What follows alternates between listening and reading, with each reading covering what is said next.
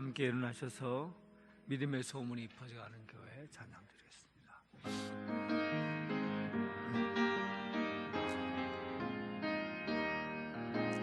믿음의 역사와 사랑의 수고, 예수 그리스도의 소망에 있네.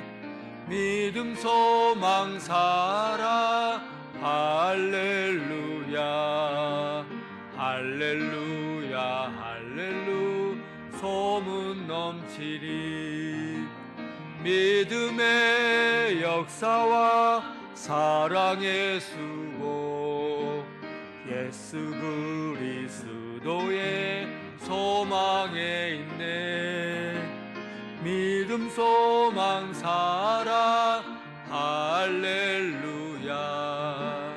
할렐루야 할렐루 소문 넘치리. 하나님이여, 주는 나의 하나님이시라.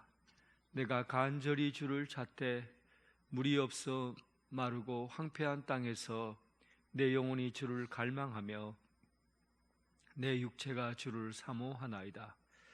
주의 인자하심이 생명보다 나음으로 내 입술을 주를 찬양할 것이라. 아멘.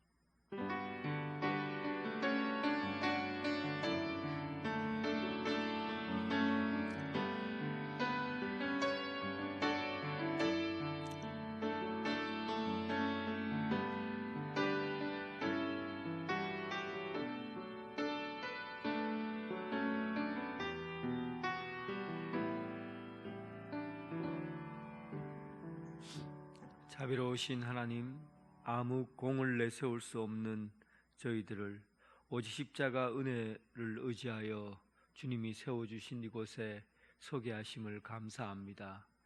세상을 어지럽게 하는 일들 속에서도 흔들리지 않고 하나님이 통치하시는 나라를 바라보게 하여 주옵소서.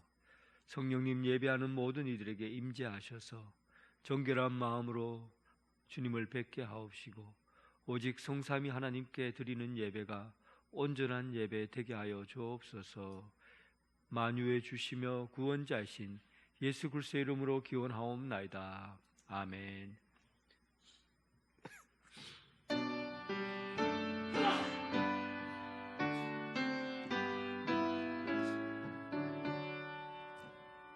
거룩 거룩 거룩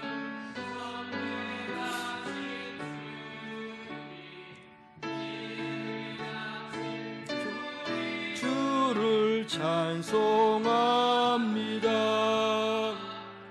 거룩 거룩 거룩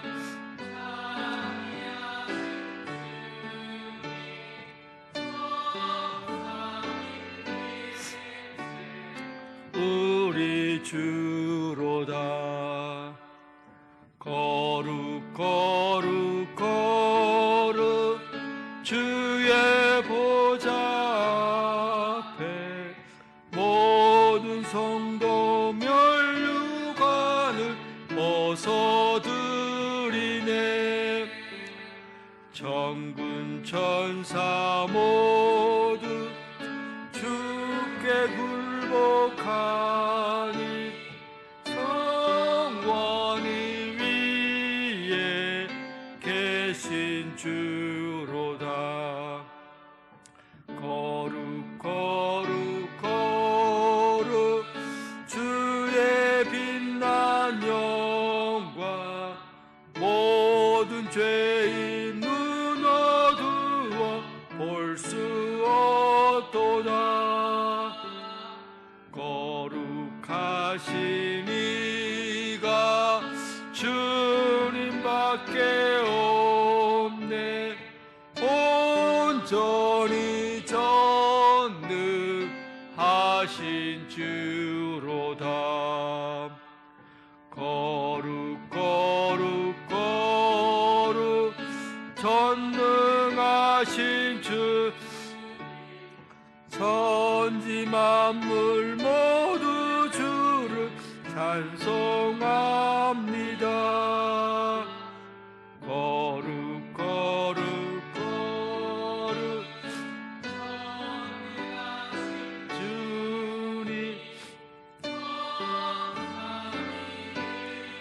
이제 우리 주로다. 아멘. 사도신경으로 신앙 고백 드리겠습니다. 나는 전능하신 아버지 하나님 천지의 창조주를 믿습니다.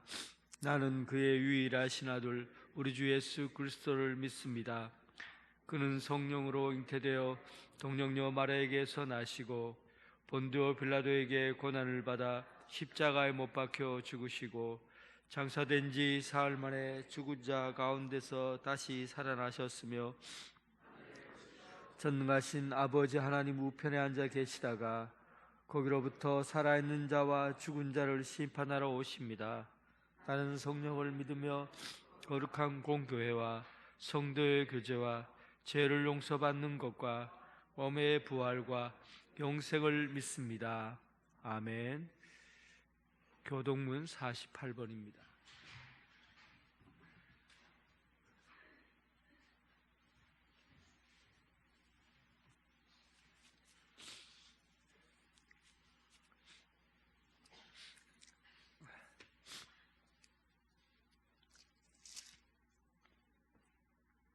여호와여, 주의 백성에게 베푸시는 은혜로 나를 기억하게 하시며 내가 주의 택하신 자가 형통함을 보고 주의 나라의 기쁨을 나누어 가지게 하사 우리가 우리 조상들처럼 범죄하여 우리 조상들이 애굽에 있을 때 기이한 일들을 깨닫지 못하며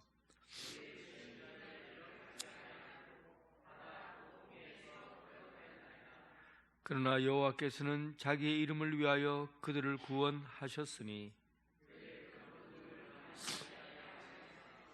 이에 홍해를 꾸짖으시니 곧 마르니 그들을 인도하여 바다 건너가기를 마치 광야를 지나감 같게 하사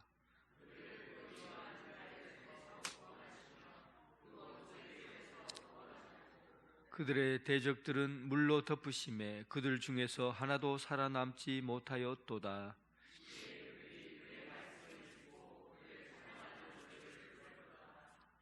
아멘.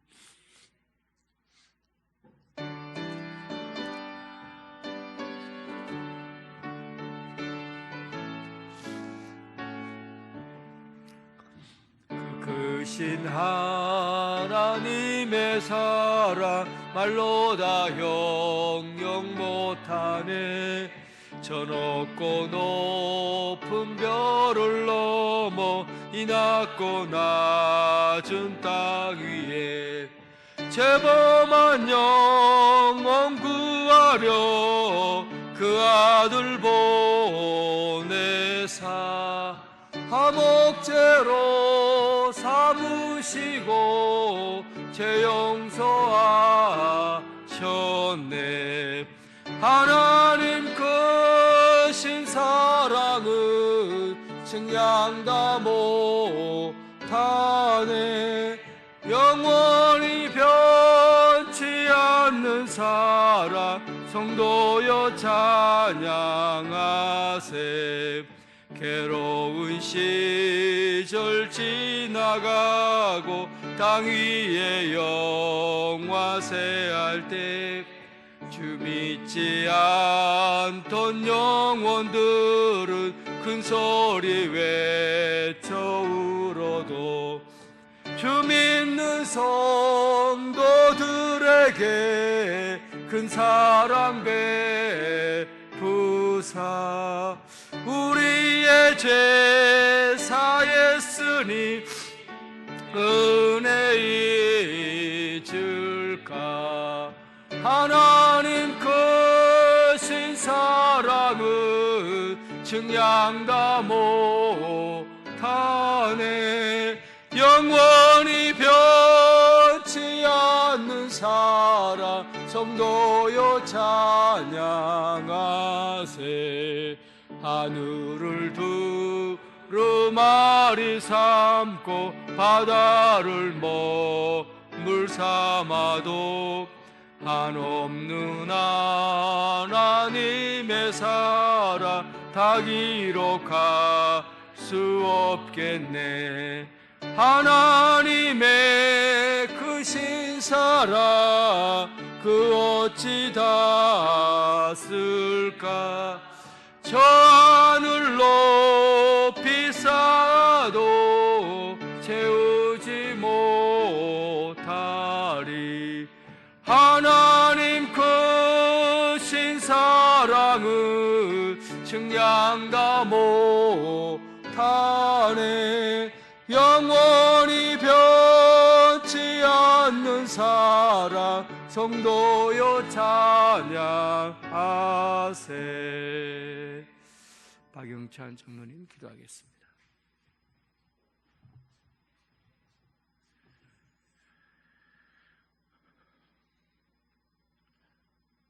우리 구원의 방패요 요새요 산성이신 주님을 찬양하며 경배합니다. 우리를 사랑하사 우리 죄를 대신하여 십자가를 지신 주님의 고난을 생각합니다. 주님의 고난을 기리는 사순절을 통하여 저희들로 하여금 자기를 부인하고 십자가를 지고 주님을 따를 수 있도록 도와주옵소서. 더욱 경건하고 더욱 겸손한 마음으로 낮아지는 주님을 본받을 수 있게 하옵소서. 공의로우신 하나님, 우리에게 세상의 유혹에 빠져 탕자처럼 방황하고 주님께서 허락하신 은혜를 허비하지 않도록 동행하여 주시기를 원합니다. 우리의 평안으로 하나님의 구속에서 떠난 삶을 살고 있지는 않은지, 우리의 바쁨으로 인하여 하나님의 간섭하심을 잊고 있지는 않은지 우리의 삶을 되돌아봅니다. 우리의 교만함과 나약함, 우리를 감추기 위한 정당함을 용서하여 주옵소서. 크신 은혜를 베푸사 우리가 십자가의 보혈의 능력으로 정결한 몸과 마음으로 거듭나게 하여 주옵소서. 오늘 이 시간 주님께서 주님께 예배드리는 이 모습이 바로 십자가의 사랑 앞에 제사함을 받은 인생들을 삶인 것을 믿고 고백합니다. 주님 앞에 예배할 때마다 못 박혀 죽으신 주님을 기억하며 주님의 몸 위에서 쏟아지는 십자가 보혈에 저희 영혼이 잠기는 놀라운 은혜가 있게 하여 주옵소서. 우리의 마음을 깨끗하게 하사 주의 영광을 보게 하시며 우리의 입술을 정결하게 하사 우리로 하나님의 영광을 찬양하게 하여 주옵소서. 신령한 길을 열어주사 지혜의 말씀을 듣게 하여 주옵소서. 온 심령이 새롭게 창조되고 피곤한 육신이 취함을 얻을 수 있는 기간시한 되기를 원합니다. 우리를 향하신 선하심과 인자하심을 찬양합니다. 오늘도 십자가의 복음을 설교하시는 목사님을 십자가의 능력에 붙들으시고 말씀을 듣는 저희 모두는 우리의 삶을 붙들고 계시는 주님의 은혜를 깨닫게 하여 주옵소서. 주님의 몸된 교회를 위하여 몸바쳐 충성하는 일꾼들을 붙잡아 주시고 저들의 수고가 더해질 때마다 신령한 주의 은혜를 맛보게 하여 주옵소서. 날마다 어려운 찬양으로 예배를 돕는 일부 찬양대 위에 큰 사랑으로 덧입혀 주옵소서. 우리를 죄에서 구원하시기 위해 모든 것을 아낌없이 내어놓으신 예수님의 이름으로 기도드립니다. 아멘.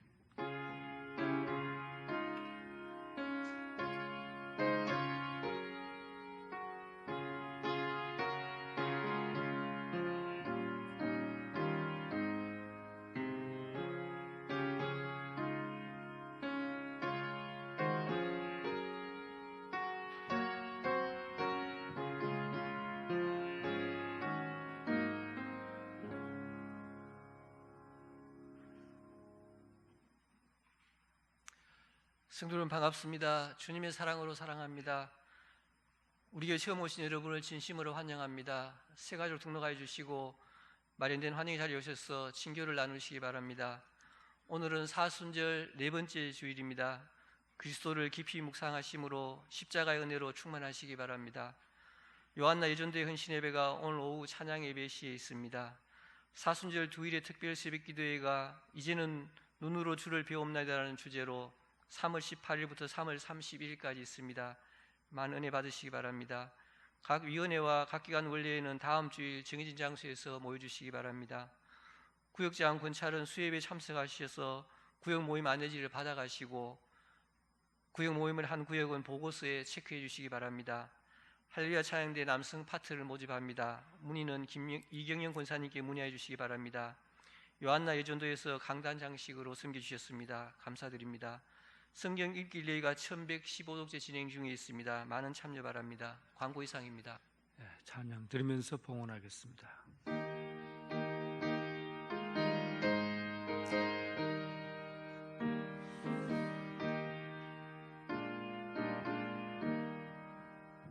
내게 있는 귀한 것을 주님 앞에 다 바쳐도 주님 주신 큰 사랑에 부족할 것뿐입니다.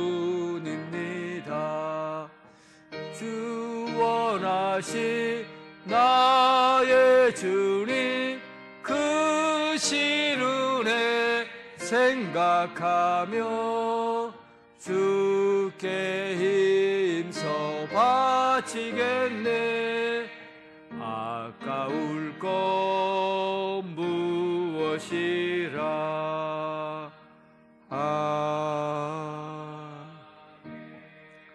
사랑의 하나님, 들의 새싹이 솟아오르고 따스한 봄볕으로 하나님의 사랑 온천하에 가득함을 감사드립니다. 계절의 빛에 따라 계절에 맞는 옷을 입혀주시고 필요에 따라 양식을 주시니 감사합니다. 창조주 하나님, 모든 피조물이 하나님이 정해주신 자리를 찾아서 아름다워지는 것처럼 우리가 맡겨주신 자리를 통해서 하나님 아름다움에 즐거움에 동참하게 하여 주옵소서. 작은 일은 작은 일로, 큰 일은 큰 일로 감사할 수 있는 마음 허락하여 주옵소서. 오늘 주님 앞에 예물을 올려드립니다. 우리가 봉헌하는 것들이 비록 작은 것들이지만 마음을 다하여 드리는 예물이오니 받아주시고 이 예물 통해서 하나님 나라 기쁨의 선물 되게 하여 주옵소서. 우리가 살면서 하나님의 주신 것으로 배부르게 하옵시고 먹을 양식과 삶의 터전들을 복을 허락해 주셔서 삶이 풍성해지고 넉넉해지는 역사가 있게 하여 주옵소서. 예수님 이름으로 기도드립니다. 아멘. 하나님께서 우리에게 주신 말씀은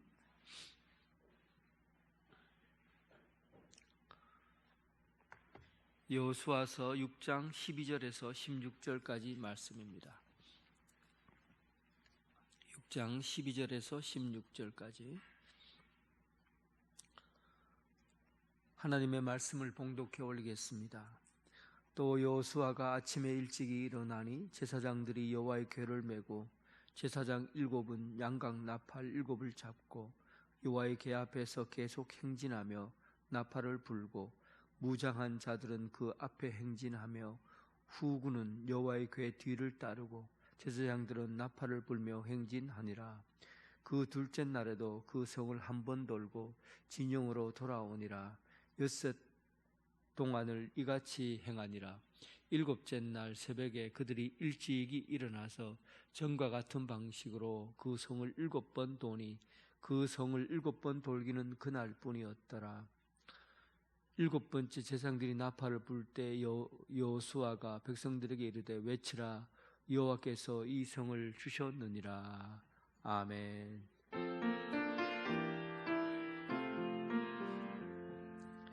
아버지 한 말씀 내가 살겠네. 아멘 아멘 아멘 아멘 아멘.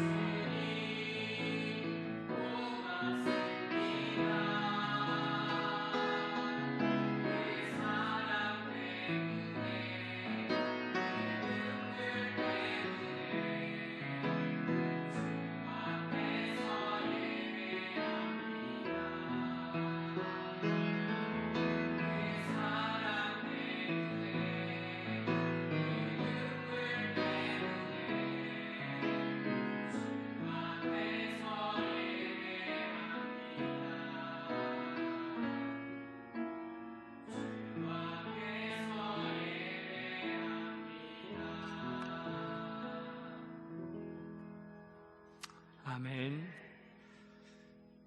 주님의 은혜와 평강이 여러분들과 함께하길 바랍니다. 네. 먼 나라를 여행해 보면 가장 힘든 것이 시차 적응이에요.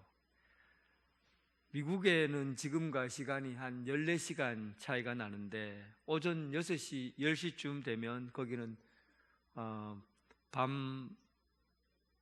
밤 8시, 저녁 8시 정도 되는 그런, 여기는 아침인데 거기는 저녁이에요.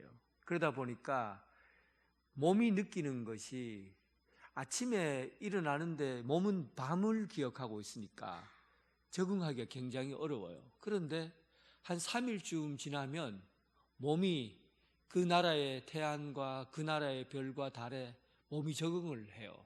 그러면서 한 3일쯤 지나면 시차가 적응이 되는 것을 뭐라고 하냐면 동조현상이라 그럽니다. 동조현상. 내 몸이 환경에 적응해가는 현상이에요. 근데 이게 참 신비로운 거예요. 동조현상이라는 게. 한번 여러분 잠깐 1분 40초짜리인데 메트로놈 아시죠? 정확하게 짝짝짝 이게 악기 박자 맞추는 메트로놈 정확하게 착착 틀림없이 움직이는 메트로놈이 1분 40초 동안 이게 41개예요. 41개의 메트로놈인데 각기 방향을 다르게 하고 틀어놓습니다. 한번 어떻게 되는지 한번 보세요. 한번 보세요. 1분 40초만 보세요.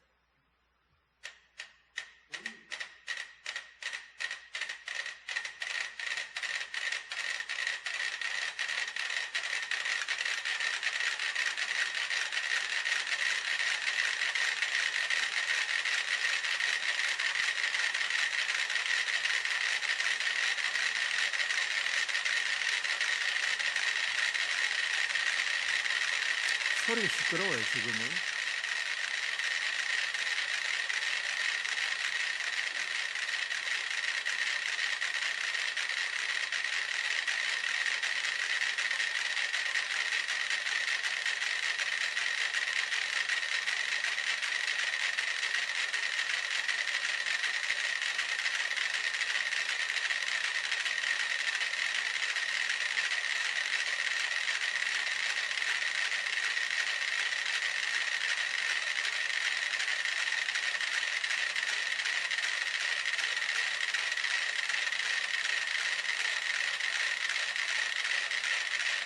이상하죠? 점점 맞아가죠, 박자가. 이거는 불가능한 일입니다. 있을 수 없는 일이에요. 그냥 똑같이, 각자 똑같이 어떻게 자기들끼리 맞추고 있거든요. 점점 보세요, 어떻게 되는지.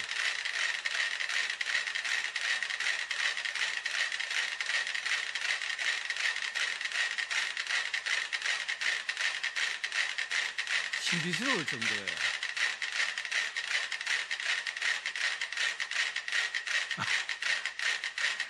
놀랍죠? 이제는 박자가 맞아가기 시작해요.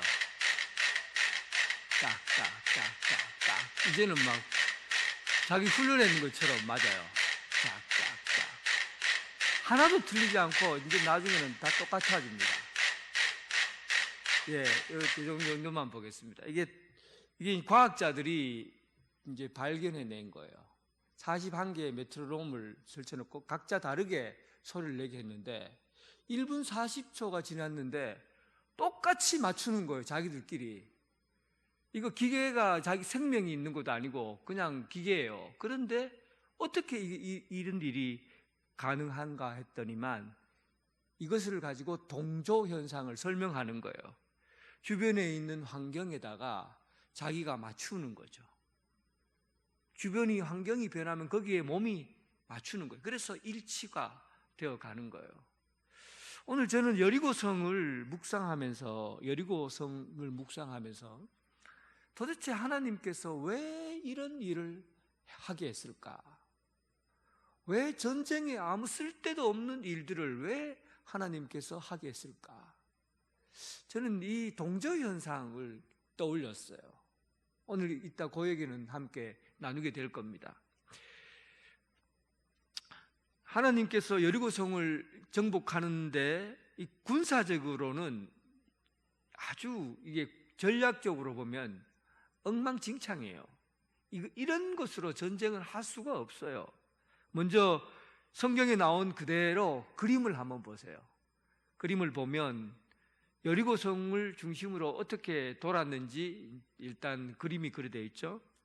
먼저 여러분들이 제일 먼저 눈에 딱 들어와야 될 게 뭐냐면 언약궤예요. 언약궤를 맨 제사장들이 4명이 제사장들이 언약궤를 메고 있어요. 그 다음에 7 나팔을 든 제사장, 7 나팔을 든 제사장이 7명이 줄을 서 있고, 그 다음 앞에는 선봉 부대가, 칼을 찬 선봉 부대가, 전쟁을 하기 위해서가 아니라 칼을 찬 선봉 부대가 있고, 뒤 후미에, 언약궤 후미에 또 부대가 있습니다. 이런 모습을 가지고 이제 여리고성을 저기 그림에 있는 방향대로 하루에 한 번씩 도는 거죠. 하루에 한 번씩 도는 겁니다. 그런데 지금 여리고성은 높이가, 위치에 높은 언덕 위에 4m, 4m, 언덕 위에 4m, 2m, 6m 언덕에 4m, 2m, 12m에서 14m 정도 되는 아파트 3층 높이의 언덕에 있어요. 위치에 있어요. 위에서 보면 저 사람들이 뭘 하나 다 보여요. 그런데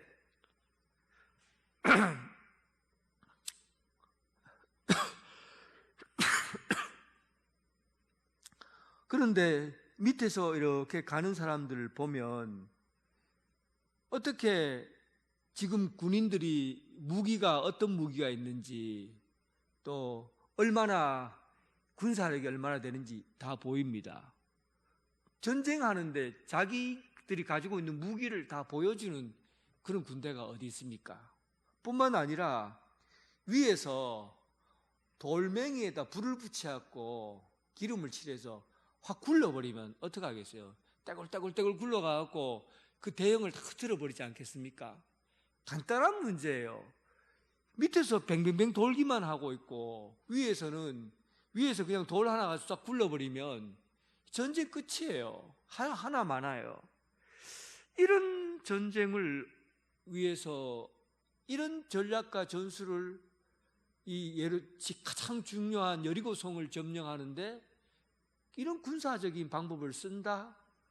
이거는 말도 안 되는 이야기입니다. 그래서 분명히 하나님께서는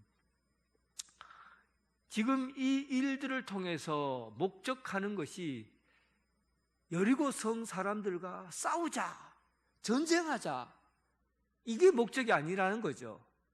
하나님께서 이렇게 하신 데는 다른 이유가 있는 거예요. 지난주에는 우리가 영적인 내적인 상태를 우리가 점검해 봤잖아요. 그러면 오늘은 이 일을 통해서 하나님께서 무엇을 말씀하시려고 하는 걸까? 우리의 신앙 훈련을 어떻게 하시길 원하는 걸까? 이걸 원하시는 겁니다. 그러니까 오늘 초점을 하나님께서 이스라엘 백성들에게 하고자 하는 신앙 훈련이 여기에 담겨져 있다고 그렇게 볼 수밖에 없어요. 하나님께서 모세를 통해서 광야를 40년 동안 이동해서 여리고 가나안 땅에 도착을 합니다. 원래 이집트에서, 애굽에서 가나안 땅에 직선거리로 가면은 몇 달 걸린다고 그랬죠? 40일이 채 안 걸립니다. 한 달 정도, 좀 늦으면 40일 정도 거리예요. 그런데 40년이 걸렸어요. 그것은 여러분, 하나님은 광야를 지나가는 게 목적이 아니에요. 빨리 통과해서 가나안 땅에 들어가는 게 하나님께서 생각하시는 방법이 아니에요.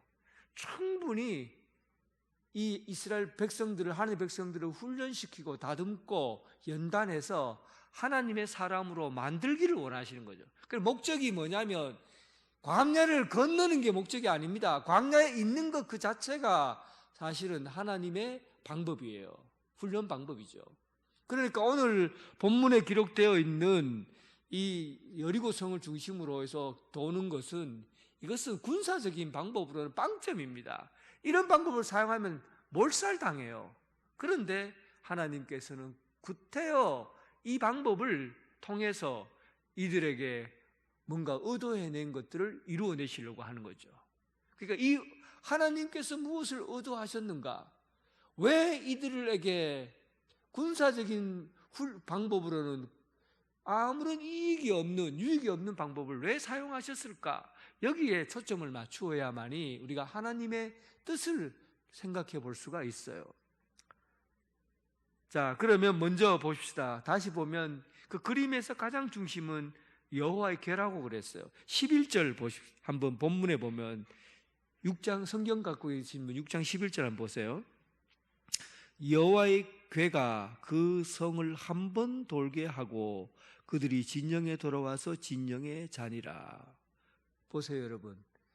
성을 도는 것은 군대들이고 그리고 제사장이고 그리고 나팔을 분 제사장들이고 그리고 또 군대고, 그런데 이 성을 돌았다고 표현할 때 이스라엘 백성들이 돌았다고 얘기를 하지 않고 여호와의 궤가 한 바퀴 돌았다고 표현하고 있잖아요. 그러니까 이것이 우리가 그냥 성을 도는 데 목적이 있는 게 아니라 이 도는 데는 여호와의 궤가 돌았다고 이렇게 표현하고 있는 것으로 봐서 이것은 바로 여호와의 궤, 언약궤, 하나님 중심으로 이 사건에 초점을 맞추어야 된다는 것을 우리에게 명확하게 얘기해 주는 거죠. 여기서 우리가 찾아야 될 것은 중심이에요. 중심. 하나님 중심의 삶을 먼저 몸으로 경험해 보라는 겁니다. 하나님 중심의 삶을.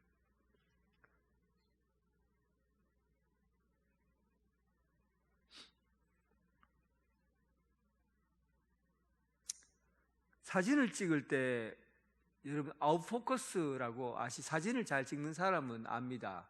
아웃포커스라는 것은 내가 원하는 것에 가장 잘 찍고 싶은데 확장해 선명하게 분명하게 보고 싶은 데에다가 초점을 딱 맞추고요. 다른 배경은 확 날려버리는 겁니다. 이것을 아웃포커스라고 해요. 포커스를 가장 중요한 곳에다가 중심을 딱 맞추는 거죠. 그러면 그 부분만 선명하게 나오고 나머지는 확 날아가 버려요. 그런데 날아간 것이 이 중심을 더 선명하게 보여주는 것을 아웃포커스라고 합니다. 그러니까 이 언약궤가 아웃포커스예요. 그러니까 가장 초점에 맞추어야 될 것이 우리가 이 성을 도는 여리고성도 아니고 또 방향 어느 길을 가야 되는 그 길도 아니고 그리고 거기에 서 있는 사람도 아니에요. 언약궤가 하나님의 궤가 중심입니다. 신앙생활을 우리가 광야를 건널 때 가장 중요한 것이 구름 기둥과 불 기둥이 언제나 그의 앞에 있었잖아요. 그때 광야에서 그들이 하나님에 대해서 어떻게 생각합니까? 하나님께서는 언제나 우리 앞에 계시다. 항상 하나님은 앞서 가신다. 이걸 몸으로 경험한 거예요. 그런데 이 여리고성 앞에서는 하나님이 우리 중심에 계신다.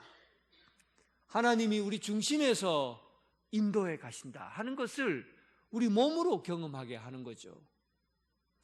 사도 바울이 갈라디아 교회에서 자기가 신앙생활에서 확 전환점이 일어나고 난 이후에 삶의 방향과 방법이 바뀌어져요. 그때 그가 이런 고백을 합니다. 내가 그리스도와 함께 십자가에 못 박혔나니 그런즉 이제는 내가 사는 것이 아니요 오직 내 안에 그리스도께서 사는 것이라. 사도 바울의 고백이에요. 그전에는 하나님 중심이 아니었어요. 율법 중심이었고 또 세상에 초점을 맞추어 살았어요. 그런데 이제는 육체 중심의 삶에서 이제는 예수 그리스도가 내 안에서 사는 삶, 예수 그리스도가 내 삶의 중심에 들어와서 사는 삶, 이것이 사도 바울의 인생이 전환점을 가져온 사도 바울의 인생의 변화가 가져온 가장 중요한 시간이었어요. 여러분, 하나님의 궤가 돌았다. 사람들이 도운 것이 아니라 하나님의 궤가 돌았다는 것은 모든 초점을 하나님 중심에서 바라보라는 겁니다. 여러분들의 삶의 신앙의 모든 부분들을 하나님에게 초점을 맞추어야 그게 하나님 중심으로 사는 삶입니다. 내가 가지고 있는 인간적인 욕심과 인간적인 생각, 판단, 여기에 초점을 맞추는 게 아니에요. 내 속에 계신 예수 그리스도, 하나님을 내 안에 두고 그 초점을 맞추고 사는 거죠. 이게 우리가 살아야 될 삶의 방향이에요. 우리가 예수 믿고 난 다음에 우리가 변화되었다, 예수 믿고 난 다음에 내가 새 사람이 되었다 라고 할 때 초점이 바뀌는 겁니다.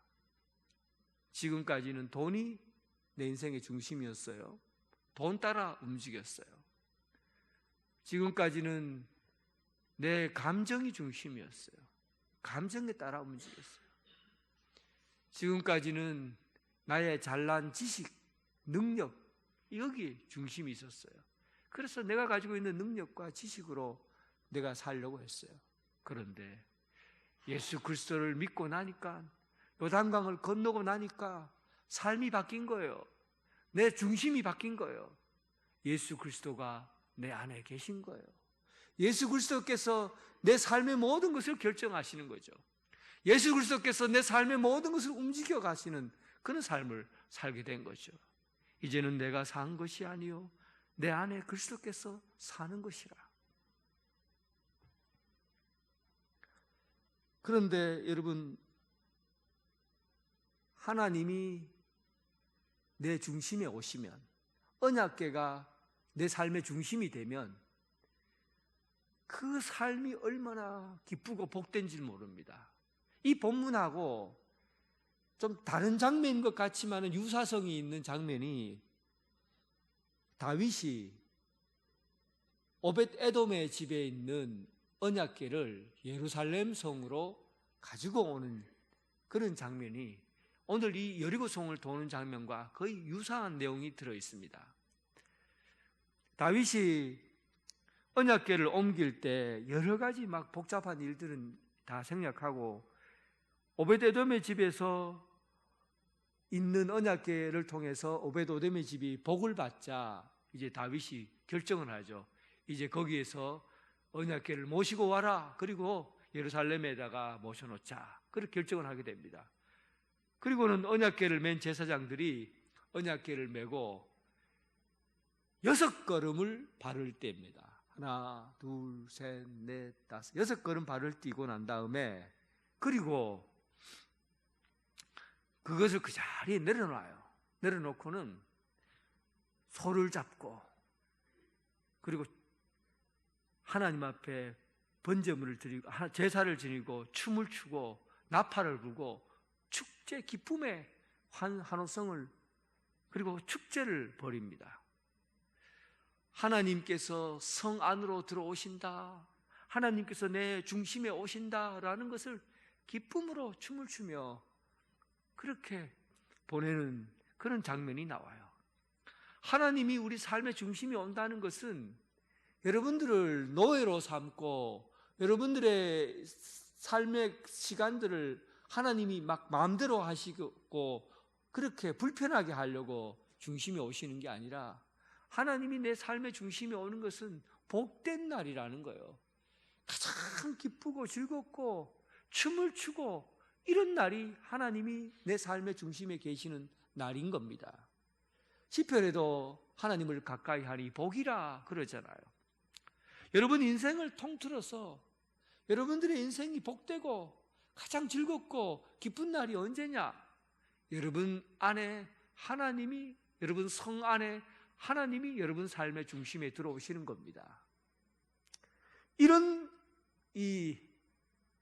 그 여리고성을 도는 그 사람들이 하나님이 내 삶의 중심에 계시다는 것을 그로 통해서 6일 동안, 그리고 마지막 7일까지 그런 과정 속에서 하나님 중심의 삶을 훈련받게 된 거예요.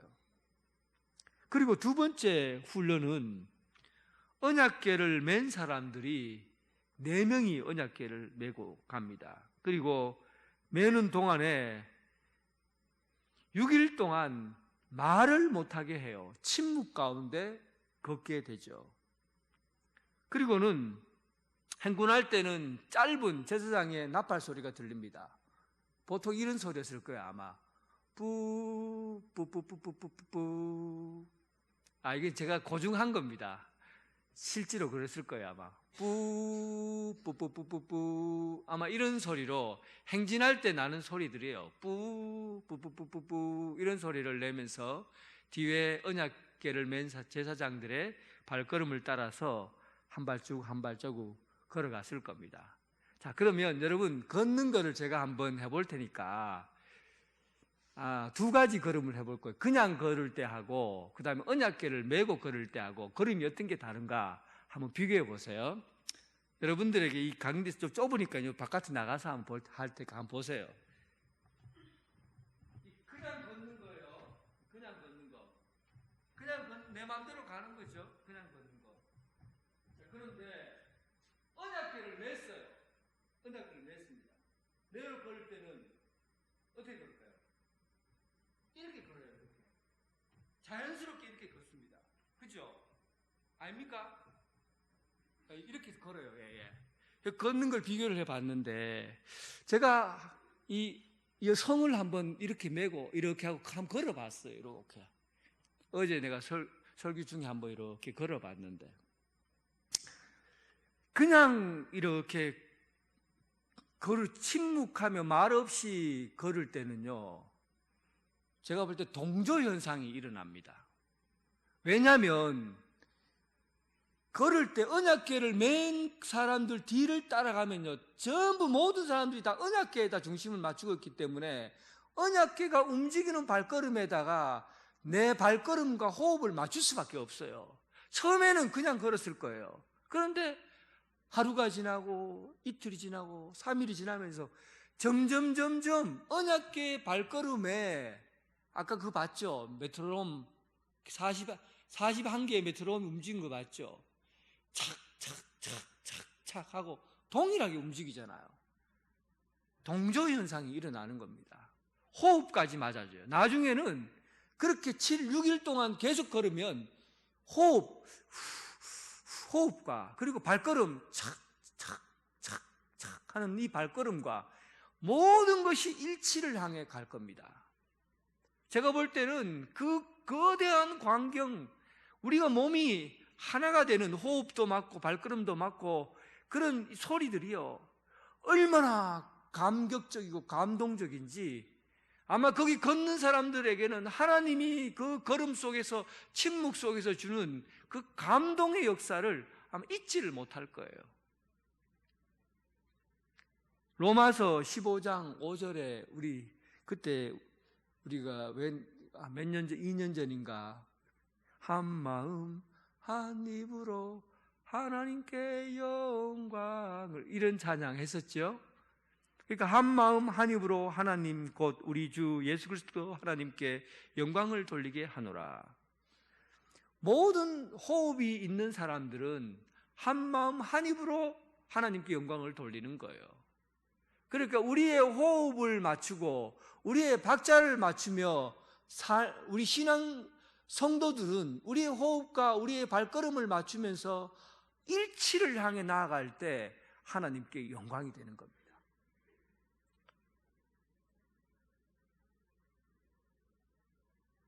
어느 누구도 발걸음을 달리해서는 안 돼요.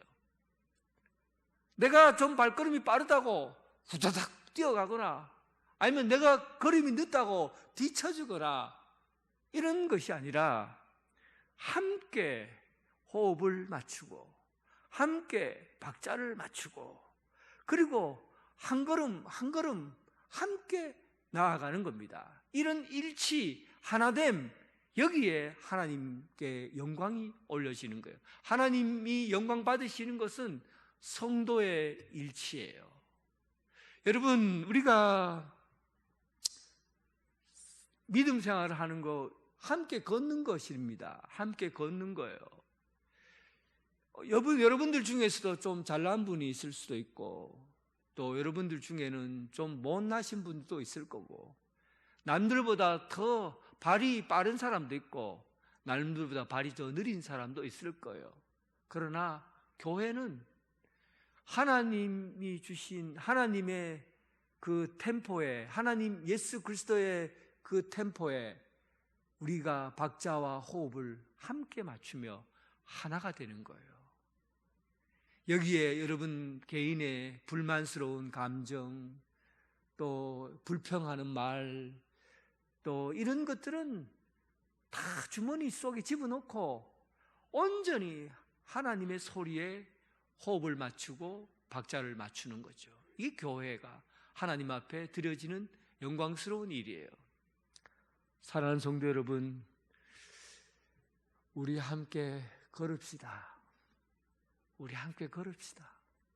뭐 특별하게 잘하려고 하고, 특별하게 또 못한다고 안 간다고 하고 그러지 말고 우리 함께 걸읍시다. 주님이 가신 그 십자가의 그 발걸음을 느리더라도 빠르더라도 다 함께 호흡을 맞추어서 주님이 가신 그 길을 함께 걸어갑시다. 오늘 사순절 이 기간 동안에 우리의 몸과 마음이, 호흡이 온전히 주님께 맞추어지는 걸음이 되길 주님의 이름으로 축원합니다. 마지막 날이에요. 새벽에 일찍이 일어나서 다른 날과 달리 이날은 7바퀴를 한꺼번에 매일 한 바퀴씩 돌던 날은 이제는 7바퀴를 다 돌았어요. 그리고 난 다음에 나팔을 불었는데, 샤파르가 원래 나팔이라는 뜻이거든요. 나팔은 이 샤파르라는 말의 뜻은 하나님의 소리, 하나님의 호흡이라는 그런 말의 뜻도 있어요. 양각, 양의 뿔로 만든 나팔 소리예요. 샤파르. 그런데 이것은 하나님의 소리, 하나님의 호흡이라는 그런 말 뜻을 가지고 있어요. 이번에 명랑해전 이순신의 명랑해전을, 명랑이라는 그런 영화를 봤는데, 판옥선, 일본 판옥선, 우리나라 게 판옥선인가? 일본 배 133척, 그리고 우리나라 배 113척, 이렇게 함께 전투하는 장면이에요. 그때 막 일본의 시간이 갈수록 일본의 그 배가 우세를, 이순신이 굉장히 위기에 처해 있는 그런 시기에 있었는데, 그때 이순신 장군이 북을 치는데, 북을 계속해서 칩니다. 계속해서 치는데, 거기에 군인들이 뭐라고 그러냐면 이순신 장군의 북소리다. 이것은 이순신 장군의 북소리다. 그런 얘기를 해요. 그러면서 막 힘없이 막 쓰러져가는 병사들이 일어나서 다시 싸우자 하고, 이순신 장군이 살아있다 하고는 그 북소리를 듣고 전투에 임하는 장면이 나옵니다. 굉장히 감동적이에요. 그때 그들은 북소리를 통해서 이순신 장군이 살아있다라고, 그렇게 이순신 장군이 함께 싸우고 있다, 이렇게 경험한 거예요. 그러니까 북소리가 그 사람의 존재를 나타낸 거죠. 존재가 여기 있다는 것을 드러낸 겁니다. 여기 샤파르라는 것은 그냥 단순히 소리가 아니라 하나님의 소리, 여기는 하나님께서 역사하시는 그런 소리로, 하나님이 여기 계시다, 하나님이 여기 계셔서 움직이신다 하는 그런 소리로 샤파르로 들려지게 된 겁니다. 한번 들어보세요. 샤파르 소리.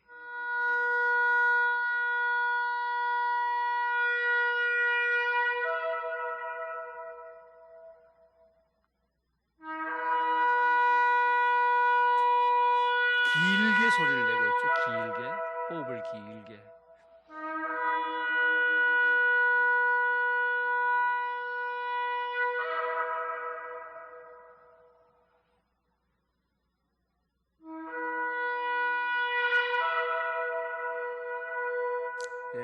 소동은 어떻습니까? 이 셰파르 소리는 이게 북소리는 심장의 소리라고 그러거든요. 쿵쿵쿵 하면 심장의 박동 소리라 같이 움직인대요. 쿵쿵쿵. 근데 셰파르는 마음의 소리라고 합니다. 마음의 소리. 그러니까 소리를 내는 때 하나님이 여기에 함께 계신다 하는 그 마음의 소리로 들려지는 겁니다. 여러분, 우리는 이 땅 가운데서 어떻게 살아가느냐 할 때 하나님의 소리가 우리의 마음에 들려지도록 살아야 된다는 뜻입니다. 하나님의 소리가 우리 마음을 움직이는 그 셰파르의 소리가 우리 마음 깊은 곳에서 울려지는 삶, 이것이 하나님의 소리가 우리 속에서 사라지는 삶이에요. 근데 놀라운 일이 일어납니다. 셰파르 소리가 푹 길게 울려질 때 그 소리를 받아서 외치라. 그 소리를 받아서 외치라. 하나님의 소리를 받아서 외치니까 성이 와르르 무너져 버렸어요. 하나님의 소리를 받아서 외쳤어요. 사실은 하나님의 소리만으로도 다 무너집니다.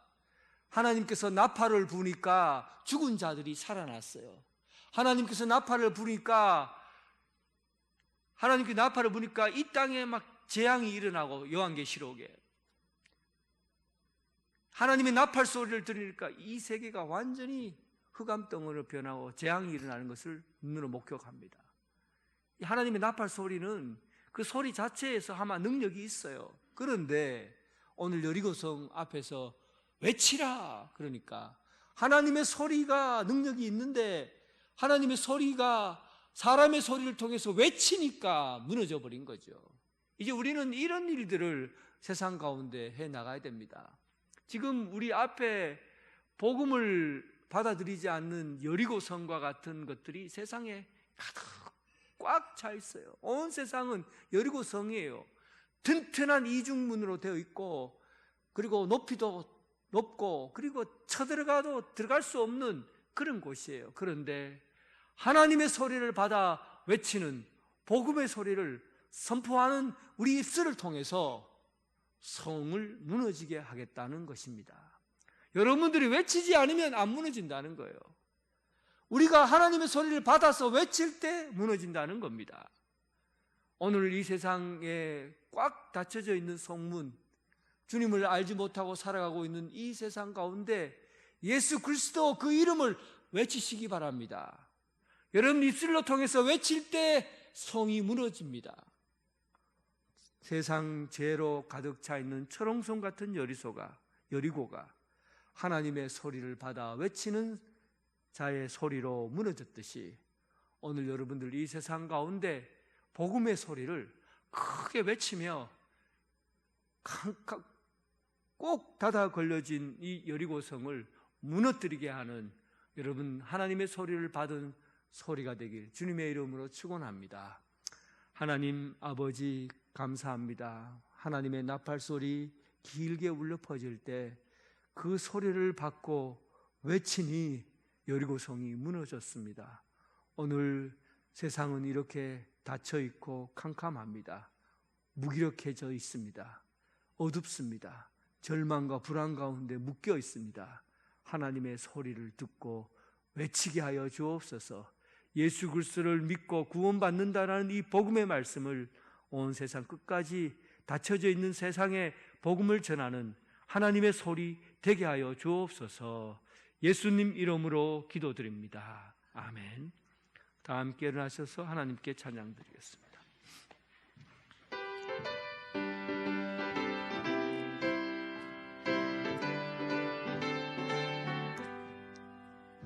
하나님의 나팔 소리 천지진동할 때에 구름 타시고 구원받은 성도들을 모으리. 나팔 불 때 나의 이름, 나팔 불 때 나의 이름, 나팔 불 때 나의 이름 부를 때에 잔치 참여하겠네. 무덤 속에 잠자는 자 그때 다시 일어나 영화로운 부활 승리 얻으리. 주가 택한 모든 성도 구름 타고 올라가 공중에서 주의 얼굴 배우리. 나팔 불 때 나의 이름 나팔 불 때 나의 이름 나팔 불 때 나의 이름 부를 때에 잔치 참여하겠네. 주님 다시 오실 날을 우리 알 수 없으니 항상 기도하고 깨어 있어서 기쁨으로 보좌 앞에 우리 나가서도록 그때까지 참고 기다리겠네. 나팔 불 때 나의 이름 나팔 불 때 나의 이름 나팔 불 때 나의 이름 부를 때에 잔치 참여하겠네. 이제는 예수 그리스도의 은혜와 극진하신 하나님 사랑과 성령님의 교통 감화 역사하심이 이제 세상 가운데 하나님의 소리가 되어 예수 그리스도의 복음을 전파하고 온 세상 캄캄하고 또 꽉 닫혀 있는 여리고 성문을 하나님의 소리로 무너뜨리는 복음의 전도자 되기를 원하는 오늘 이 자리에 함께한 성도들과 각 가정에서 예배드리는 성도들 위해 지금부터 영원토록 함께 하시기를 간절히 축원하옵나이다. 아멘.